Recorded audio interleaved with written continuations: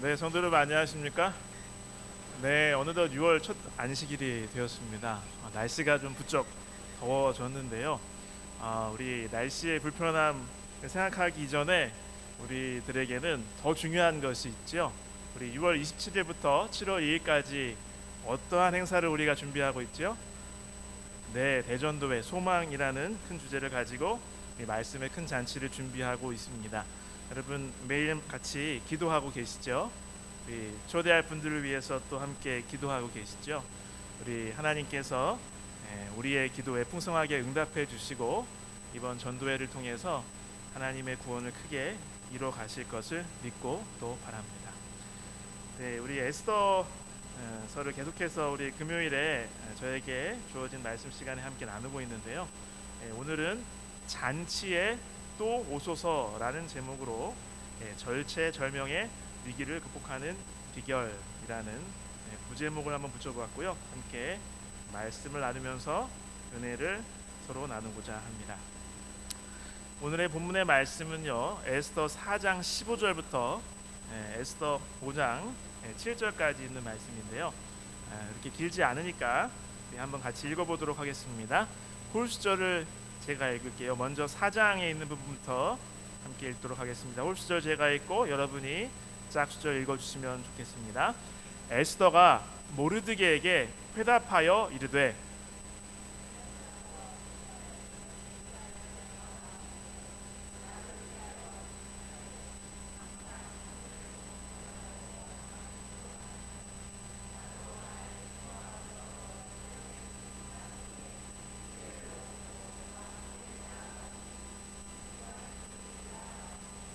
모르드게가 가서 에스더가 명령한 대로 다 행하니라. 5장을 보겠습니다. 역시 홀수절을 제가 읽겠습니다. 8절까지 보겠는데요. 여러분 짝수절 읽어주시면 좋겠습니다.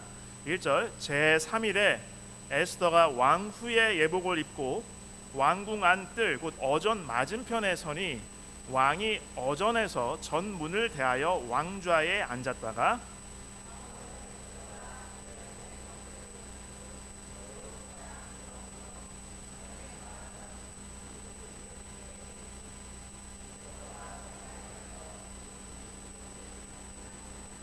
왕이 이르되 왕후 에스더여 그대의 소원이 무엇이며 요구가 무엇이냐 나라의 절반이라도 그대에게 주겠노라 하니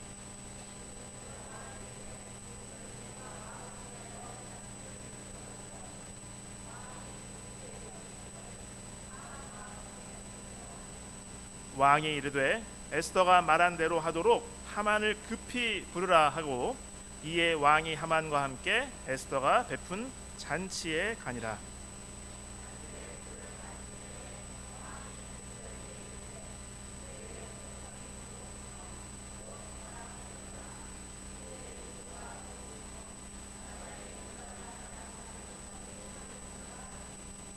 에스더가 대답하여 이르되 나의 소청 나의 요구가 이러하니이다.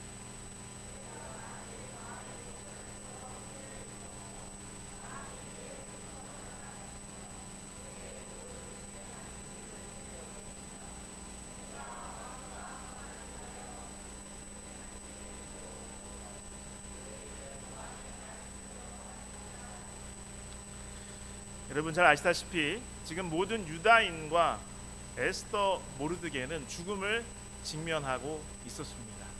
1년이 채 남지 않았습니다. 참으로 절체절명의 위기였습니다. 그들의 운명은 풍전등화와 같았어요. 에스더도 모르드게도 모든 유다 사람들도 지금 글자 그대로 죽을 수밖에 없는 위기 상황을 맞이하고 있었습니다. 내 인생에서도 가끔은 이런 위기를 만나게 됩니다. 우리가 다 피하고 싶지만요. 불현듯 일어나는 사고, 피할 수 없는 재난, 생명과 인생의 일상을 위협하는 질병, 경제적인 파산, 혹은 인간관계의 단절로 인해서 이러한 큰 삶의 위기를 경험하기도 합니다. 그러나 우리 그리스도를 따르는 사람들은 알고 있죠. 영적인 진실은 사실 모든 인류의 형편은 절체절명의 위기에 직면해 있다고 하는 진리를 우리는 알고 있습니다. 이러한 위기를 극복하는 비결은 무엇일까요? 오늘 우리가 함께 읽어본 본문을 통해서 우리는 그 해답을 알 수가 있습니다. 여러분, 지금까지 에스더에 기록된 사건이 어떻게 펼쳐져 왔는지 여러분이 잘 아십니다. 에스더는 이제 깨닫게 되었어요. 정말 이 총체적인 멸망을 황제의 이 부인 황후의 자리에 있는 나도 결코 피할 수 없다는 사실을 깨달았습니다. 그리고 하나님께서 나를 왕후가 되게 하신 것은 이때를 위함임을 깨닫게 되었습니다. 나의 소명과 사명을 새롭게 인식한 것입니다. 그리고 내 목숨이라도 바친다 할지라도 그것을 이루기로 굳게 결심하였습니다. 그래서 헌신하기로 결심하였죠. 아까 읽어본 것처럼 에스더 4장 16절에 규례를 어기고 왕에게 나아가리니 죽으면 죽으리이다 라고 이렇게 양아버지 모르드게에게 답을 합니다. 에스더서를 함께 공부했던 설명한 안교 장년교과에 이 부분을 이렇게 설명을 하고 있습니다. 죽으면 죽으리다라는 단순한 말과 함께 제시된 해결책은 그녀가 최선을 다할 것을 보여준다. 자신의 생애를 통하여 인간으로서 할 수 없는 일들이 많음을 보았지만 생사의 문제인지라 달리 행동을 취할 방도가 없었다. 이제 더 이상 망설일 수가 없었다. 할 일은 해야 하였다. 자기가 그 앞에 나서기로 굳게 결심을 하였습니다. 그러면 이제 이 용기의 행동, 믿음의 행동을 계시하기 전에 지금 에스더에게 필요한 것은 무엇이었을까요? 오늘 이 본문의 말씀을 통해서 우리는 그것을 이해할 수가 있는데요. 바로 이것이 절체절명의 위기를 극복하는 비결이라고 저는 생각합니다. 첫 번째, 에스더에게 필요한 것은 하나님께 집중하는 시간이었습니다. 하나님께 집중하는 시간이었습니다. 성령의 세미한 음성에 내 마음의 주파수를 맞추어야만 합니다. 이것이 위기를 벗어나는 첫 번째 비결입니다. 여기 5장 1절에 보면 제3일에 에스더가 왕후의 예복을 입고 왕궁 안뜰 곳 어전 맞은편에 서니, 4장 끝부분의 내용과 5장의 내용 사이에는 시간의 공백이 있습니까? 3일간의 공백이 있습니다. 여기 에스더 4장 16절에 그가 모르드게에게 회답할 때에 나도 나의 시녀와 더불어 이렇게 금식한 후에 규례를 어기고 왕에게 나아가리니 라고 되어 있는데, 여기 우리말 성경에 이렇게라고 번역된 이 단어의 원어는 캔이라는 히브리어입니다.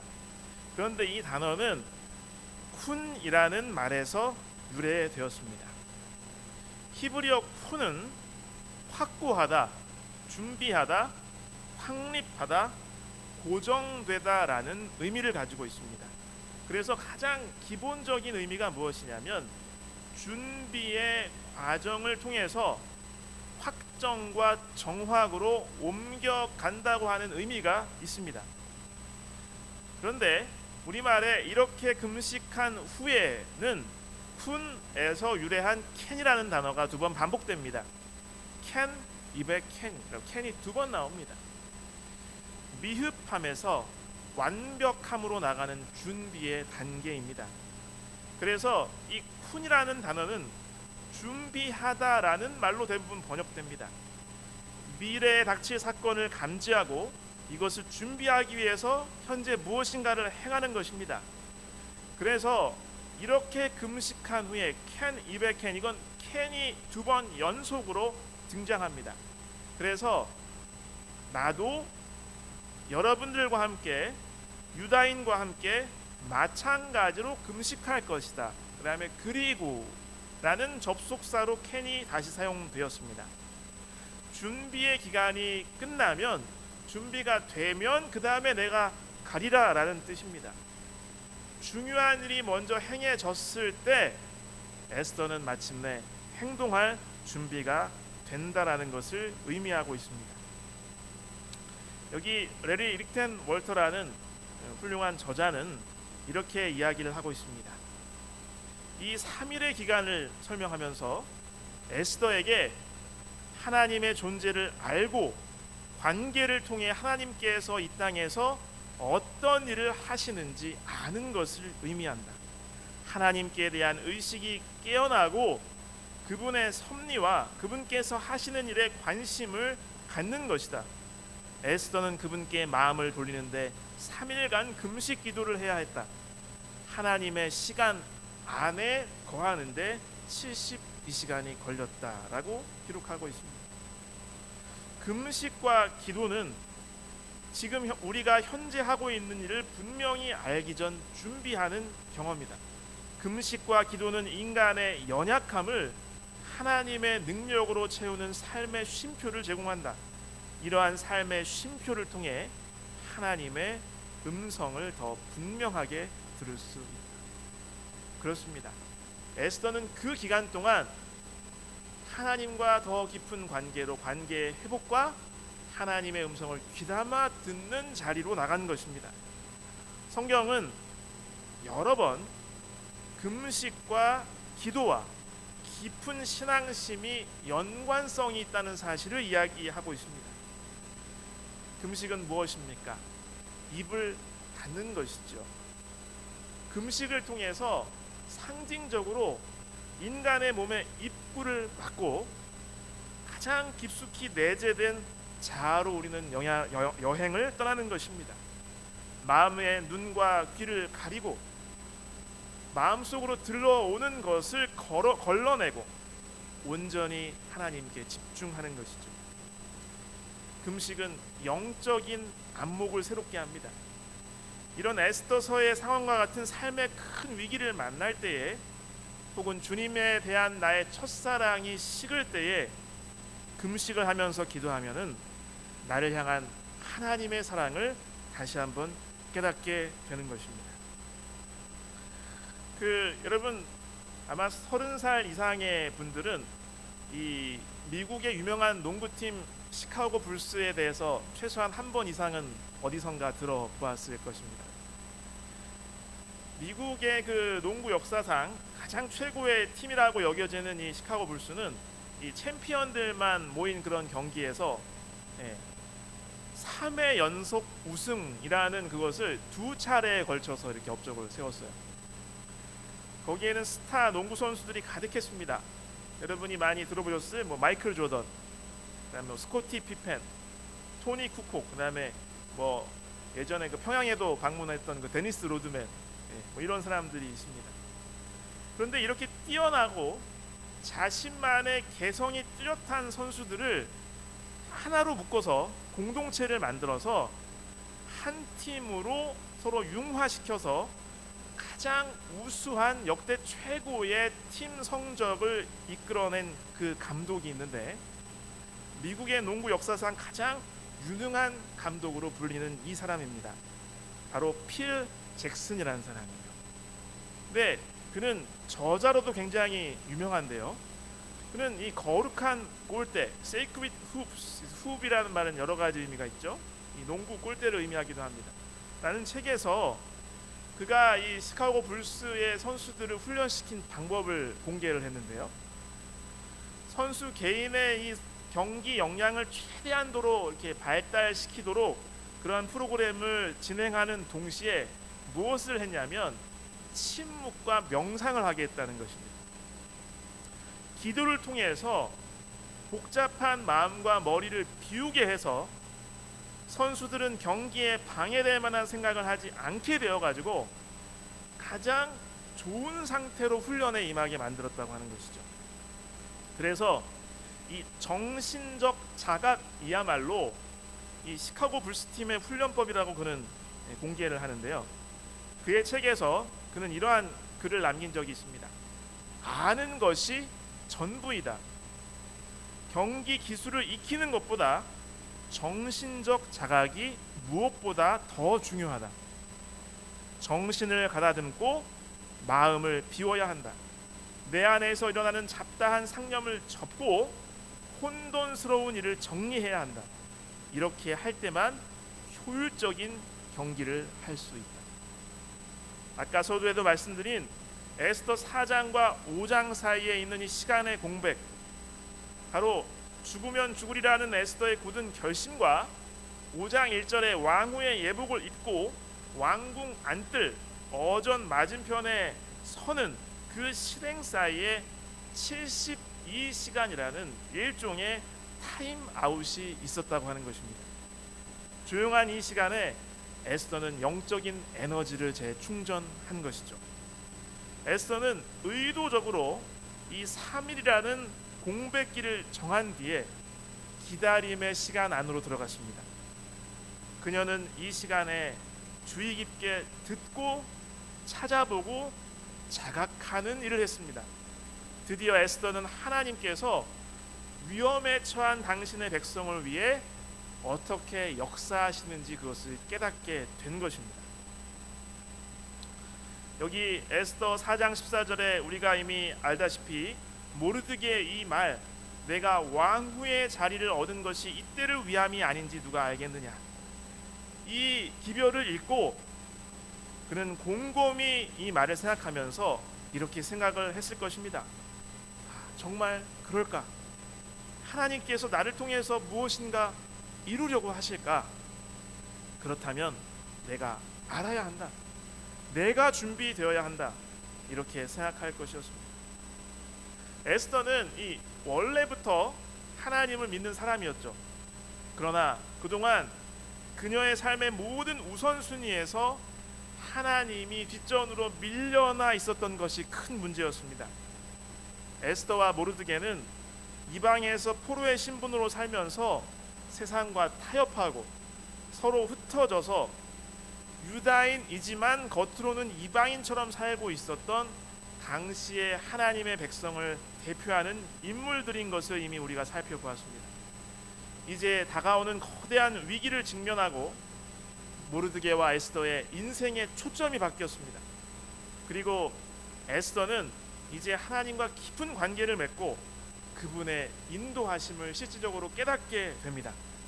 바로 이런 방법으로 하나님께서는 에스더를 인도하고 계셨던 것입니다. 하나님의 일을 하기 위한 준비는 하나님께 집중하는 것입니다. 이것을 흔히 우리는 광야 체험이라고 이렇게 이야기를 하고, 바로 기도와 금식을 통해서 이러한 것이 이루어짐을 성경은 많이 보여주고 있습니다. 광야의 경험을 통해서 하나님을 발견할 수 있습니다. 가까이 체험하게 됩니다. 하나님을 깊이 사귀고 하나님만 의지하는 법을 배우게 됩니다. 여러분, 광야에서는 돈을 의지할 수도 없습니다. 사람을 의지할 수도 없습니다. 자기의 능력을 의지할 수도 없지요. 오직 하나님만 의지할 뿐입니다. 성경은 이러한 경험을 여러 번 우리들에게 소개하고 있죠. 모세가 그 귀한 구원의 사역에 하나님과 동역하기 전에 40년의 광야 생활이 있었습니다. 그리고 이스라엘 백성들도 하나님의 원래 뜻과는 조금 달랐지만 광야의 생활을 통해서 결국 가나안 땅에 들어갈 수 있도록 준비된 것을 우리는 기억합니다. 다윗도 부강한 나라를 만들고 다시 한번 백성들을 하나님께로 이끌기 전에 한 10여 년 정도의 광야의 방황 생활을 했었고요. 예수님도 사역을 앞두시고 40일간 광야에서 하나님과 기도로 깊이 교통하신 것을 우리는 알고 있습니다. 사도 바울도 그의 이 바리새인으로서의 구약 성경의 이 많은 그 해박한 지식을 예수 그리스도 나사렛 예수라는 그 인물 속에서 다시 한번 심화시키고 성경을 새롭게 이해하는 아라비아 사막에서의 시간을 보낸 후에 사역에 임했음을 우리는 알고 있습니다. 그래서 우리의 일상에서도 우리는 하나님을 깊이 체험하는 이러한 광야의 체험이 필요합니다. 바로 일주일 중 하루 광야의 체험이라면 바로 지금 이 시간 안식일일 것입니다. 세상의 사물들로부터 마음을 닫고 하나님만 바라보는 값진 보석과 같은 시간을 보내시길 간절히 바랍니다. 그리고 하루 중에서도 이러한 것이 필요하지요. 바로 새벽 기도, 철야 기도, 이런 것을 통해서 우리는 하나님을 가까이 체험할 수가 있습니다. 모든 세상의 사물들로부터 마음을 닫는 것입니다. 마치 육신의 금식을 하듯이 걸러내고 하나님께 집중하는 것입니다. 여기 아까 소개해드린 같은 책에서 이렇게 이야기하고 있습니다.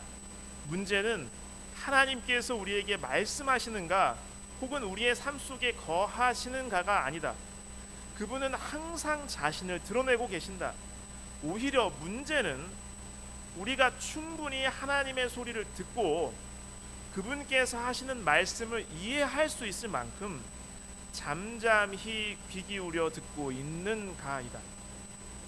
하나님께서는 우리의 삶을 이야기하신다. 우리가 기다리고 주의 깊게 듣고 또 듣는다면 하나님의 음성을 알아차리고 그분께서 우리의 삶을 인도하시도록 더욱 의탁하게 됩니다. 바로 3일간의 에스더가 보낸 시간은 이러한 것을 체험하는 시간이었다고 생각합니다. 여기 유명한 미국의 기독교 저술가 중에 헨리 블랙컵이라는 분이 있죠. 그는 체험하는 하나님이라는 책에서 이렇게 이야기했습니다. 어떤 경우 하나님께서 분명한 지시를 하지 않으실 때 기도하고 기다려보라. 인내를 배워라. 모든 것은 하나님의 시간에 달려있다. 그분은 항상 가장 알맞고 가장 좋은 때를 택하신다. 서두름은 금물이다. 혹시 하나님께서는 좀 더 기다리시며 그대가 더욱 그분께 향하기를 바라시는지도 모른다. 이를 얼른 해치우려고 관계를 소홀히 하는 일이 없도록 하라. 맞습니다. 이를 얼른 해치우려고 관계를 소홀히 하지 말라. 행동하기 전에 항상 관계가 먼저 정상화되어야 되는 것이고 회복되어야 되는 것이죠. 관계를 중시할 때만 내가 지금 하는 일이 하나님의 계획과 시간에 잘 맞고 있는지 그렇지 않은지를 잘 분별할 수 있게 된다고 하는 것입니다. 여기 요한복음 8장 47절에도 이런 말씀을 주셨습니다. 우리 함께 읽으실까요? 하나님께 속한 자는 하나님의 말씀을 듣나니 너희가 듣지 아니함은 하나님께 속하지 아니하였음이로다. 열왕기상 19장에 그 엘리야가 낙담해서 호렙산에 가서 귀한 경험을 할 때 그 장면을 여러분이 아실 것입니다. 12절로 13절입니다. 제가 읽겠습니다. 또 지진 후에 불이 있으나 불 가운데에도 여호와께서 계시지 아니하더니 불 후에 세미한 소리가 있는지라. 엘리야가 듣고 겉옷으로 얼굴을 가리고 나가 불 어귀에 섬에 소리가 그에게 임하여 이르시되 엘리야야 내가 어찌하여 여기 있느냐. 이전에 엘리야는 불 속에서 하나님을 만났었습니다. 그런데 하나님께서는 대단하고 거창하고 많은 사람들이 깜짝 놀랄 이적 속에서만 만나주시는 분이 결코 아니셨죠. 세미한 소리가 들렸을 때 엘리야는 그것이 하나님께서 자기에게 말씀하시는 것을 깨달았음을 우리는 기억하고 있습니다. 에스더가 담대하게 왕 앞에 나가기 전에 보낸 3일간의 금식 기도는 하나님의 말씀에 귀를 기울이고 성령의 세미한 음성을 분별하여 귀를 기울이고 듣는 법을 배운 시간이었을 것입니다. 여러분, 절체절명의 위기를 극복하기 위해서 우리는 먼저 하나님께만 온전히 집중하는 시간을 가져야만 합니다. 성령의 세미한 음성에 내 마음의 주파수를 맞추시는 저와 여러분 모두가 되시길 간절히 바랍니다. 하나님께서 위기를 극복할 하늘의 지혜를 바로 그것을 통하여 그 깊은 만남의 시간을 통하여 우리에게 주실 것을 믿습니다. 두 번째로 절체절명의 위기를 극복하는 비결은요, 간절한 합심 기도입니다. 바로 신앙 공동체를 회복하라고 하는 것입니다. 여기 이미 우리가 읽었는데요, 에스더는 모르드게의 그 간곡한 영적인 엄중함과 진리가 담겨 있는 그 편지를 읽고 마침내 결심을 하고 답장을 보내기를, 수산, 이제 거주하고 있는 페르시아 수도 중 하나였죠. 수산에 있는 유다인들을 다 모으고 나를 위해서 밤낮 3일을 먹지 말고 금식하면서 기도해 주십시오라고 부탁을 합니다.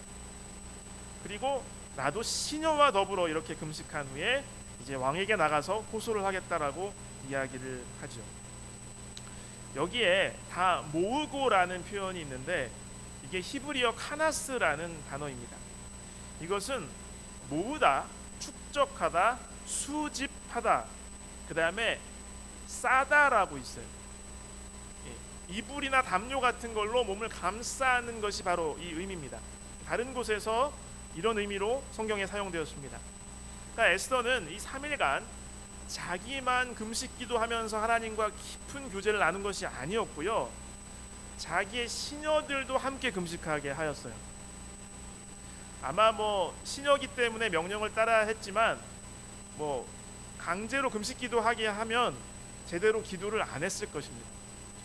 에스더가 나름대로 시녀에게도 자신의 신앙을 이미 밝히고 전도했음을 우리가 짐작할 수 있는 부분이죠. 그리고 수산성의 모든 유다인들도 함께 모여서 똑같이 금식 기도를 해달라고 요청을 했습니다. 그래서 모르드게는 에스더의 부탁대로 이것을 다 실행했다고 하는 것입니다. 그래서 유다인을 다 모으고라는 이 표현의 그 모으고는 바로 하나의 덮개 아래로 감싸 안다는 표현을 우리가 생각해 볼 수가 있습니다. 이러한 이 에스더의 답장을 통해서, 에스더의 요청을 통해서 무엇이 드러나냐면 이제 이전의 에스더의 모습이 아니라는 것이죠. 에스더의 마음에 중대한 변화가 있었다는 것, 신앙적인 각성이 있었다는 것이 드러나는 것이죠. 아시다시피 거의 4년간 에스더는 자기가 유다인이라는 사실을 꽁꽁 숨겨왔습니다. 그러나 이제는 에스더는 유대 민족과 자신을 동일시하여 자신이 유다인임을 인정했을 뿐 아니라 하나님의 백성으로서 그들과 함께 짐을 짊어졌다라고 이렇게 한 작가는 기록하고 있습니다. 이것이 바로 내가 믿는 믿음이다. 이들이 내 민족이요 내 믿음의 공동체이다. 이것이 바로 하나님께서 내게 바라시는 것이다. 이것이 바로 내가 이 땅에 사는 목적이다. 이것이 바로 진정한 내 모습이다 라고 외친 것입니다. 가서 유다인을 한데 모으고 나를 위해서 기도하라고 요청했던 그 에스더는 이제 자기의 정체성을 되찾았습니다. 그리고 그 정체성 안에 자신의 자아를 확고하게 세웠습니다. 다시 세웠습니다. 그래서 그녀는 한 울타리 아래로 들어와서 이제 나가 아니라 우리로 생각을 전환한 것입니다. 그렇게 해서 믿음의 공동체의 그 속에서 자신을 발견하는 일을 통해서 하나님에 대해서, 하나님의 하시는 일과 그분의 존재에 대해서 더 깊이 알게 된 것입니다. 여러분 이미 한 10여 년 전부터 우리나라의 가나안 성도라는 말이 이렇게 많은 매체에도 뉴스에 나올 만큼 이렇게 일상적인 용어가 되었죠. 무슨 뜻이에요? 안나가 거꾸로 해서 가나안입니다. 그러니까 그래서 나는 예수님 믿어요, 나는 기독교인이에요 말하는데 어디는 안 나가요? 교회는 안 나가는 거예요. 얼마 전에 어떤 매체에서 조사를 했는데 지금 가나안 성도가 우리나라에 한 200만 명 정도 된다고 하는 것입니다. 이런 분들이 이렇게 말을 하곤 해요. 저는 교회를 떠났습니다. 그러나 하나님을 떠나지는 않았습니다. 비록 내가 교회에 지금 출석하지도 않고 함께 무슨 활동을 하는 것도 아니고 교회에서 권고하는 것을 실천하지도 않지만 여전히 나는 예수님을 믿습니다. 하나님을 믿어요. 그들은 자신이 여전히 하나님의 자녀라고 여깁니다. 나름대로 하나님과의 관계를 유지하고 있습니다. 그러나 에스더의 이 사건처럼 인생의 위기가 닥치고 삶이 혼돈으로 가득할 때에 이런 소극적인 신앙을 하는 이들이 그제서야 깨닫게 되는 것이죠. 그들이 마음속에 기대했던 것처럼 내가 하나님과 연결되어 있던 게 아니라 실상은 너무나 불편하고 끔찍하게도 하나님과 연결이 끊어져 있다는 사실을 발견하게 되는 것입니다. 에스더는 그동안의 자기의 삶이 마치 소리만 요란한 깡통처럼 그러한 겉모습뿐인 그러한 신앙인의 모습이었음을 깨닫고 이것을 제자리로 정상화시키는 바로잡는 일을 합니다. 자신의 영혼을 가다듬고 다시 한번 하나님과의 관계를 정립하고 하나님께서 원하시는 것이 무엇인지 귀 기울인 것입니다. 그동안 타협적이고 미온적인 신앙 태도로 살아왔던 에스더는 이제 변화되었어요. 그래서 그녀는 뭐라고 호소하냐면 가서 유다인들을 한데 모으고 함께 기도해 주시고 나랑 함께 기도해 달라고 호소하는 것입니다. 계속해서 인용문을 소개합니다. 에스더는 위기의 때에 영적인 소생과 영적인 힘이 한 개인에게만 국한되지 않았음을 보여주었다. 영적인 소생과 영적인 힘은 하나님의 백성과 함께하는 공동체의 맥락에서 사용되었다. 하나님과의 관계를 회복하고 싶다면 그분의 공동체 안으로 다시 한번 발길을 옮겨야 한다. 하나님의 백성과 동떨어져 있게 되면 하나님과의 관계 또한 분리된다. 따라서 우리라는 개념을 잃고 나의 세계에 빠지게 된다면 자신의 정체성을 잃게 되고 도덕적, 영적 삶은 부패하게 된다. 하나님께서는 공동체 안에서 영적, 도덕적 에너지를 찾도록 인간을 만드셨다. 그래서 여러분 아시다시피 사람을 창조하시자마자 보시기에 심히 좋았더라 하시다가 뭐라고 그러셨어요? 사람이 혼자 사는 것이 좋지 못하다라고 말씀하셨어요. 사람은 원래 그렇게 창조된 존재가 아닙니다. 공동체 안에 내가 있어야 되는 것이죠. 우리 이번 대전도회를 통해서 멀리서 공동체 밖에서 방황하는 우리의 소중한 믿음의 형제 자매들을 다시 한번 하나의 싸개 아래로, 한 울타리 아래로 우리가 모아야 될 필요가 다시 한번 이곳에 있는 것입니다. 여기 에스더는 이제 신앙 공동체를 재발견합니다. 그래서 아까 읽어봤듯이 모든 유다인을 모으고 나를 위해서 금식 기도하게 해주세요. 에스더 4장 16절에 말하고요. 7장 3절에는 왕에게 간청하기를 내 소청대로 내 생명을 내게 주시고 내 요구대로 내 민족을 내게 주소서. 내 민족이라는 거죠. 나만 홀로 구중궁궐에서 재앙을 면하고 별도의 그런 신분이 다른 사람이 아니고 내 민족이라고 이야기합니다. 4절에 나와 내 민족이 팔려서 죽임과 도륙함과 진멸함을 당하게 되었나이다. 8장 6절에 내가 어찌 내 민족이 화당함을 참아보며 내 친척의 멸망함을 참아보리까. 여러분 수년 전부터 우리 한국 재림교회에도 이 초기 재림 성도들의 강력하고 끈끈한 소그룹을 회복해야 된다라는 그런 이야기들을 많이 했습니다. 거기에 이 역사학자를 통해서 연구한 바에 의하면 예전에 초기 재림 성도들은 그 사람을 입교시킬 것인가, 입교하는 것에 동의할 것인가 동의하지 않을 것인가 결정할 때에 그 사람의 교리가 무엇을 믿는지 이런 것들을 보지 않았다고 하는 것입니다. 먼저 구역반 소그룹에 쭉 참여하게 한 다음에 그곳에서 얼마나 참여하는지를 보고 자기가 속한 소그룹의 모든 그룹원이 이 사람이 믿음의 한 가족이 되는 걸 만장일치로 동의할 때만 입교시켰다는 것이죠. 공동체에 속하지 않으면 신앙생활을 제대로 할 수가 없다고 그렇게 자연스럽게 생각했다는 것이죠. 여러분 절체절명의 위기를 극복하는 두 번째 비결은 간절한 합심 기도로 신앙 공동체를 회복하라고 하는 것입니다. 오늘 우리의 신앙이 나의 믿음의 형제 자매들의 이 공동체 안에 있음을 다시 한번 기억하게 되시길 간절히 바랍니다. 이제 마지막 비결입니다. 그것은 바로 하나님의 명령을 실천하는 것입니다. 주님을 이용하려 하지 말고 주님께서 나를 사용하시게 하라는 것입니다. 여기 5장의 사건들 여러분 다 아십니다. 3일에 에스더가 왕후의 예복을 입고 이제 집무실 가까이 다가갔습니다. 그때에 그것을 바라본 왕이 에스더를 굉장히 사랑스럽게 바라보게 되고 금규를 내어밀게 되죠. 그러면서 왕이 그대의 소원이 무엇이뇨? 뭐든지 들어주겠습니다. 그리고 나라의 절반이라도 주겠습니다. 라고 이렇게 아주 호의적인 이야기를 하고 있습니다. 에스더는 행동하기 전에 하나님과의 관계를 회복하는 것에 집중했고요. 그래서 하나님께서 주시는 지혜와 용기와 능력을 얻고 에스더가 왕의 집무실로 걸어 들어갔을 때 차분하고 지혜롭고 용감하게 행동한 모습을 우리는 볼 수가 있습니다. 움츠러들거나 위축되지 않았어요. 당당히 어깨를 펴고 나갔습니다. 전에 한 번도 해보지 않았던 일이고 목숨을 잃을 수 있는 일이었고 왕의 명령을 거역하는 일이었지만 당당하게 나갔습니다.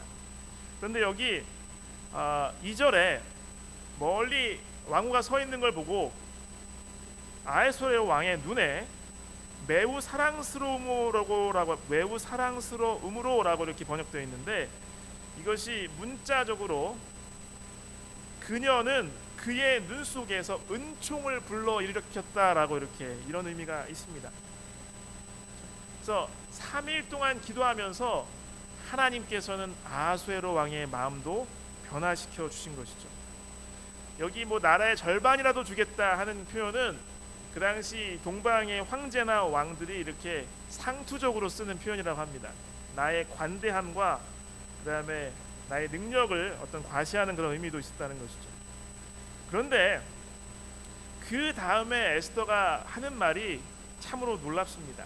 우리가 아까 보았듯이 5장 4절 말씀에 에스더가 이르되 오늘 내가 왕을 위하여 잔치를 베풀어 싸우니 왕이 좋게 여기시거든 하만과 함께 오소서라는 뜻밖의 제안을 합니다.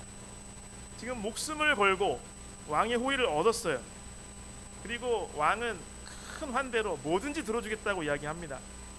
그런데 그 자리에서 그렇게 지금 목숨이 위태로운 민족이 다 멸망할 수밖에 없는 그런 마음속에 간절한 그 구원을 바라는 간청을 밝히지 않았습니다. 하나님께서 3일 동안 에스더에게 지혜를 주신 것이죠. 3일 동안 기도와 금식으로 하나님과 깊이 교제를 나눈 에스더에게 하나님께서는 그가 어떻게 말하고 행동해야 할지를 알려주신 것입니다. 만약에 이때 에스더가 불쑥 자기의 속마음을 꺼냈더라면 하나님의 계획의 중요한 부분이 어그러질 뻔했습니다. 아하수에로 왕이 5장 5절에 그러니까 에스더가 말한 대로 하도록 하만 얼른 불러와 그러면서 잔치에 갑니다. 아마도 이렇게 대답했을 거예요. 당연히 그렇게 하겠소. 잔치는 내 취미가 아니겠소이까. 하나님께서 에스더에게 왕의 마음을 잘 알 수 있는 지혜를 주셨다고 생각을 합니다. 에스더는 잔치의 책입니다. 10번의 잔치가 나옵니다. 그리고 에스더의 결정적인 사건은 모두 잔치에서 이루어집니다. 에스더는 그러니까 3일 동안 금식 기도만 한 게 아니었어요. 하나님께서 주신 지혜를 받아가지고 뭘 준비한 거예요? 왕을 위한 잔치를 준비한 것이었습니다. 주님 안에서 우리가 주님의 뜻을 기다릴 때 하나님께서는 기다림 속에서 일하십니다. 에스더의 생각 속에 하늘의 지혜로 최고의 계획을 마련해 주신 것입니다. 아마 이렇게 말씀하셨을 것 같아요. 에스더야, 잔치를 열어라. 에스더야, 하만을 초청해라. 그리고 이렇게 말하거라. 이렇게 말씀하셨을 것입니다. 그런데 잔치에 갔지요. 아하수에로 왕의 마음이 어땠을까요? 더 궁금해졌을 겁니다. 도대체 이 여자가 이 왕후가 무슨 말을 하려고 하나. 왜냐하면 지금 왕명을 어기고 나왔거든요. 잘못하면 목숨을 잃을 수도 있다는 것이죠. 그러면 분명히 좋은 일은 아닐 거라는 것이죠. 근데 말을 안 해줍니다. 그래서 잔치에 갔는데 다시 물었어요. 뭐 때문에 그러냐. 다 들어주겠어. 이야기를 합니다. 그런데 그 뒤에 대답은 더 기가 막혀요. 에스더가 대답하여 이르되 7절이죠. 나의 소청 나의 요구가 이러하니라. 소원을 말씀드리지요. 내가 만일 왕의 목전에서 은혜를 입었고 왕이 내 소청을 허락하시며 내 요구를 시행하기를 좋게 여기시면 내가 왕과 하만을 위하여 베푸는 잔치에 또 오소서. 내일은 왕의 말씀대로 하리이다. 얼마나 이제 이 상황에 이 페이스가 완전히 에스더가 이끄는 쪽으로 이렇게 바뀌었습니다. 왕의 명령에 직접적으로 거역하진 않았어요. 표현을 보면 그 소원은 뭐예요? 내일 잔치에 또 오르는 거라는 거예요. 본심을 털어놓는 것을 하루 더 연기합니다. 왕의 호기심을 더 자극하는 거예요. 이쯤 되면 이 왕의 마음은 에스더가 도대체 마음속에 꽁꽁 숨기고 있는 저게 뭔지 알고 싶어서 안달이 날 수밖에 없어요. 여러분 보통 이런 이야기를 많이 하시죠. 연애할 때 이 남자친구가 아주 초긴장하게 하는 이 여자친구의 말이 있습니다. 몇 가지가 있는데 하나는 나무 바뀐 거 없어?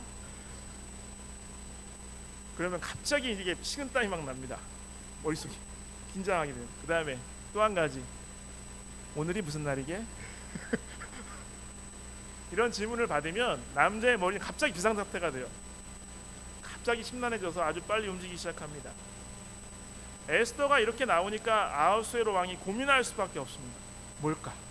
도대체 뭘까? 이런 추측 저런 추측 계속 하게 되죠. 그러다 보니까 자신을 돌아보게 되고 과거를 생각하게 되고 현재를 점검해 보게 됩니다. 지금까지 아하수에로 왕의 행보를 보면요, 그동안 하만한테 정사를 다 떠맡겨 버렸어요. 자기는 그저 그냥 부어라 마셔라 즐기면서 이 브레이크 없는 질주를 계속하고 있었습니다. 그런데 왕후가 이렇게 나오니까 심각하게 자기를 돌아볼 수밖에 없어요.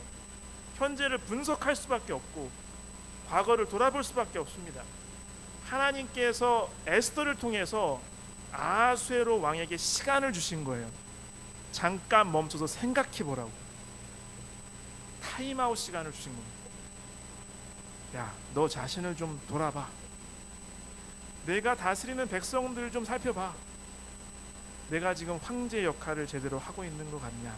라는 생각을 할 수 있도록 강제로 기회를 주신 것입니다. 에스더의 이러한 대답은 하나님께서 주신 지시라고, 하나님께서 주신 지혜라고밖에 생각을 할 수가 없습니다. 계속해서 이 부분을 읽어드리고 마무리를 좀 하도록 하겠습니다. 우리는 종종 너무 멀리 앞서가고 서둘러대고 마치 번갯불에 콩 구워 먹듯 일을 처리하려고 한다. 이로 인해 말하고 행동한 것을 나중에 후회한다. 그러나 주님의 지시를 충분히 따르고 그분께서 우리의 마음을 완전히 장악하면 우리는 마치 장갑과 같아진다. 그리고 당신께서 원하실 때면 언제든지 장갑인 우리를 손에 끼우시고 일하실 수 있는 것이다. 이것이 바로 에스더의 경험이었다. 그대도 역시 이와 같은 방법으로 하나님을 경험할 수 있다. 하나님과 깊은 교제를 통해서 하늘의 지혜를 받았으면 이제 그대로 순종해야 됩니다. 그때에 내가 하나님을 끌고 가려고 해서는 절대로 안 되겠죠. 하나님께서 나를 이끄시도록 하고 나는 뒤따라야 가야 하는 것입니다. 여기 시편 32편 8절, 내가 내 갈 길을 가르쳐 보이고 너를 주목하여 훈계하리로다. 이사야 30장 20절로 21절, 주께서 너희에게 환난의 떡과 고생의 물을 주시나 내 스승은 다시 숨기지 아니하시리니 내 눈이 내 스승을 볼 것이며 너희가 오른쪽으로 치우치든지 왼쪽으로 치우치든지 내 뒤에서 말소리가 내 귀에 들려 이르기를 이것이 바른 길이니 너희는 이리로 가라 할 것입니다. 하나님께서 우리를 지도하십니다. 하나님의 음성을 깨달으실 때에 하나님의 지도를 따르시길 간절히 바랍니다. 하나님의 명령을 그대로 실천하시길 바랍니다. 주님을 이용하려 하지 말고 주님께서 나를 사용하시게 하시기 바랍니다. 주님의 구원을 이루는 온전한 도구가 되시길 간절히 바랍니다. 주님보다 앞서가지 마시고 매 순간 성령의 인도를 기다리게 되시기를 간절히 바랍니다. 오늘 이러한 때에 우리에게 주어진, 나의 개인이나 우리 공동체에게 주어진 절체절명의 위기라 할지라도 하나님께서 주시는 지혜로 넉넉히 극복하게 될 것을 믿습니다. 그러한 우리 모두가 되길 바라면서 오늘 말씀 맺겠습니다.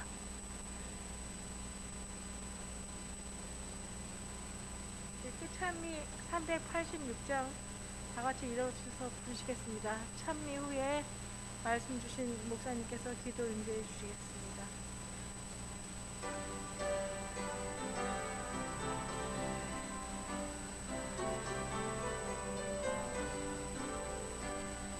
이 눈에 아무 증거니 보여도 믿음만을 가지고서 늘 걸으며 이 귀에 아무 소리 아니 들려도 하나님의 약속 위에 서리라.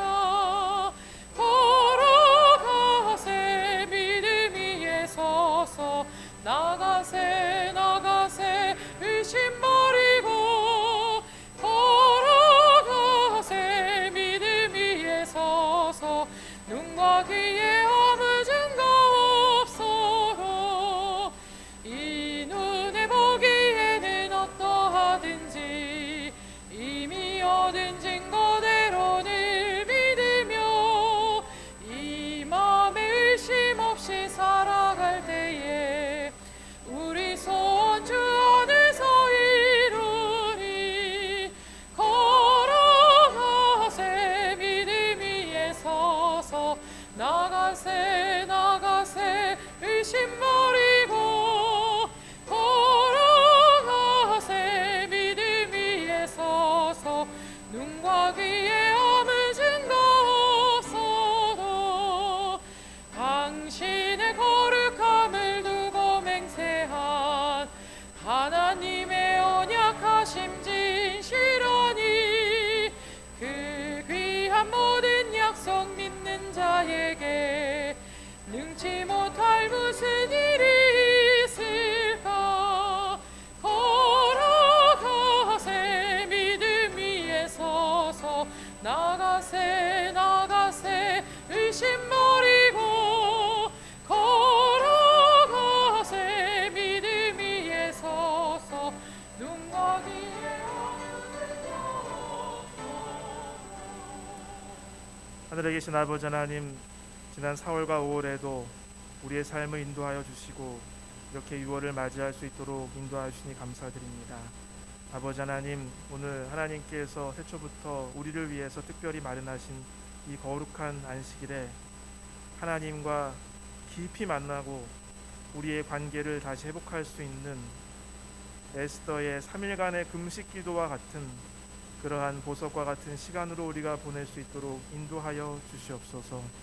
우리의 마음의 주파수를 성령의 세미한 음성에 맞추고 주님께서 우리에게 하시는 말씀을 귀담아 듣고 분별할 수 있도록 인도하여 주시옵소서.